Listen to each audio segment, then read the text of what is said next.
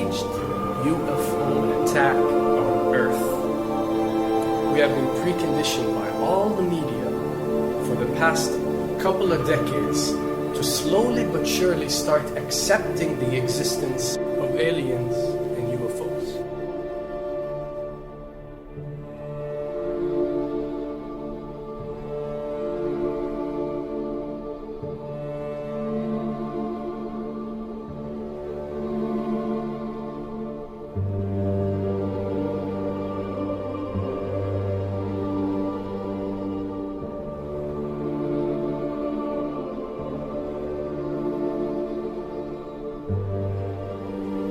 I can tell you right now that 99% of every UFO sighting that has ever taken place has actually not been an unidentified flying object, because this has always been military technologies.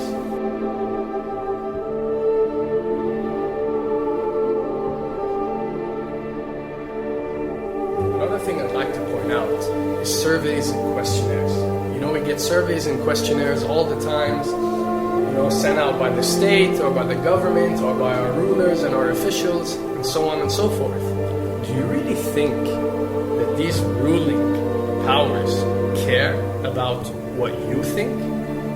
Do you really think that they're waiting to ask you and receive your answer before making a decision? What happens with these questionnaires is that they are released. For example, what country do you think the US should attack next? And if it yields back results like 70% of the US population believe Iran is the next country that should be attacked, this is actually a study conducted for the effectiveness of the media propaganda that they are using. So when they get such results, they look at it and they be like, all right, amazing. Our media propaganda is working. We are purposely trying to manipulate people to think that Iran should be the next one, and check out the survey results. We're doing a great job in propaganda.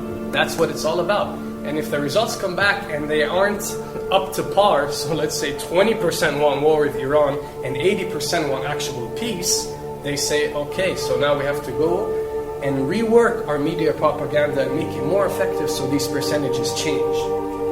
Why am I saying this? Because of the UFO phenomenon.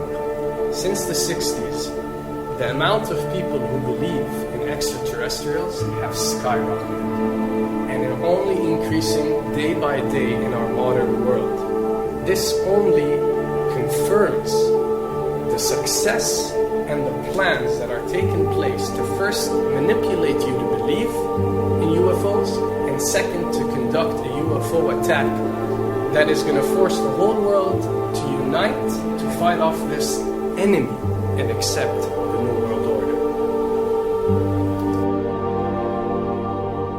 A former Canadian government official is warning we may be on the verge of intergalactic war, saying, quote, the Bush administration has finally agreed to let the military build a forward base on the moon, which will put them in a better position to keep track of the comings and goings of visitors from space, and to shoot at them if they so decide. I was introduced to the late Dr. Wernher von Braun, in the U.S. the father of rocketry. In my first meeting with him, during that first 3.5 hours, he said to me, Carol, you will stop the weaponization of space, because there is a lie being told to everyone that the weaponization of space is now first being based upon the evil empire, the Russians. There are many enemies, he said, against whom we're going to build this space-based weapon system, the first of whom was the Russians, which was existing at that time. Then there would be terrorists. Then there would be third world countries. Now we call them rogue nations or nations of concern. Then there would be asteroids. And then he would repeat to me over and over, and the last card, the last card, the last card would be the extraterrestrial threat. As a military strategist, as a person who worked on the MX missile, which I did later, he said, you will find that there is going to be a spin to find some enemy against whom we have to build space-based weapons, and now we should expect the spin. And that's the formula, except that it's all based on a lie. A supersonic saucer. Called the Silver Bug, it was truly revolutionary. The plans show in detail a multi-jet engine craft that boasted amazing maneuverability and speed. It's an intriguing thought that this concept may tie in with the work of the German scientists who brought saucer technology to the US at the close of the Second World War. What was needed were certain cover stories. What do you do when people are spotting aircraft and then telling reporters that they've seen something very unusual flying out of an airbase in Nevada? And frankly, this was the origin of a lot of the sightings that took place in the mid-50s, 1954, 55, 56, of unidentified flying objects, the UFOs. So the CIA was involved in encouraging people to believe that, yes, they saw UFOs, and the CIA and the military tried to be very helpful to reporters to get these stories out, to divert the attention of the country, and particularly the people in this region, about what they had actually seen. Mexican Air Force pilots capturing on videotape what are said to be 11, count them, 11 UFOs. The Mexican Air Force has released a video that some of you are going to find difficult to believe. A journalist says it shows images of UFOs tracking a Mexican military plane. So what's the truth about UFOs?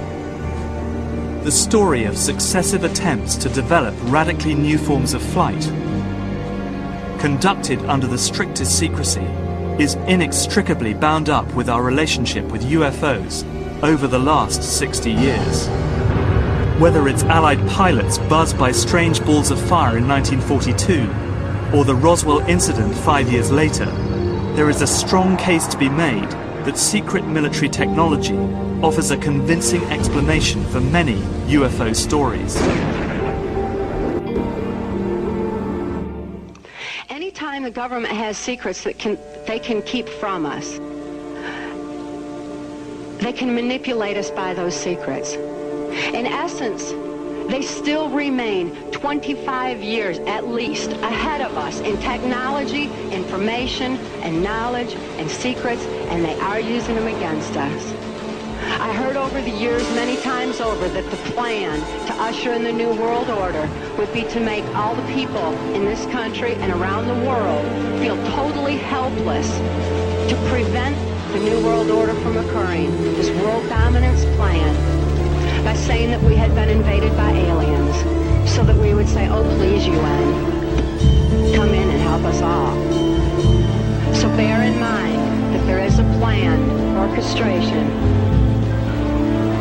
to get people to be submissive through the secret technology and information that they're keeping from you under the blanket of the so-called National Security Act.